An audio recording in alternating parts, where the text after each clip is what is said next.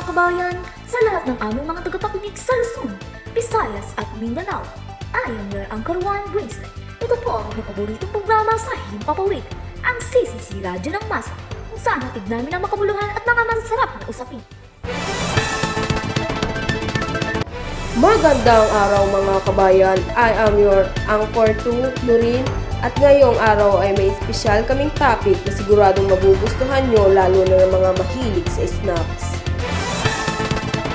Ang pag-uusapan natin ngayon ay isang masarap, mura at masustansyang pagkain, ang kalabasa nuggets. Tama, isa itong alternatibo sa chicken nuggets pero gawa sa kalabasa, kaya swak ito sa mga gustong kumain ng healthy. Magandang araw mga kabayan, ako si Erica at ang ire-report ko kung ano nga ba ang kalabasa nuggets. Ang kalabasa nuggets ay gawa sa pinakuloang kalabasa na hinaluan ng breadcrumbs, itlog at pampalasa. Hinuhulma ito na parang nuggets at saka piniprito o pinafry. Hello, this is Irish, your nutritionist. Bilang isang nutritionist, masasabi kong napakabuti ng kalabasa nuggets sa kalusugan. Ang kalabasa ay mayaman sa vitamin E na mabuti sa mata, balat, immune system. Mababa rin ito sa taba kaya hindi ito masyadong nakakataba. Ayun lang po. Wow!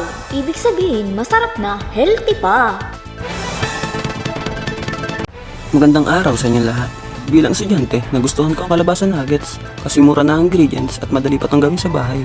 Mas gusto ko pa ito kaysa sa mga fast food nuggets kasi mura na, napaka-healthy pa. Mas lalong masarap ito kapag may kasama, kaya ano pang inaantay nyo? Bili na! Tama ka dyan, Angelica, practical na masustansya pa. Kaya mga karadyo, kung naghahanap kayo ng bagong ideya sa merienda, subukan niyo na ang kalabasa nuggets. Muli, ako si Nurin, I am your Anchor 2. Muli, ako si Winslet, I am your Anchor 1 at kami po ang inyong kasama dito sa CCC Radyo ng Masa. Maraming salamat po sa pakikinig at magandang araw sa Luzon, Visayas at Mindanao.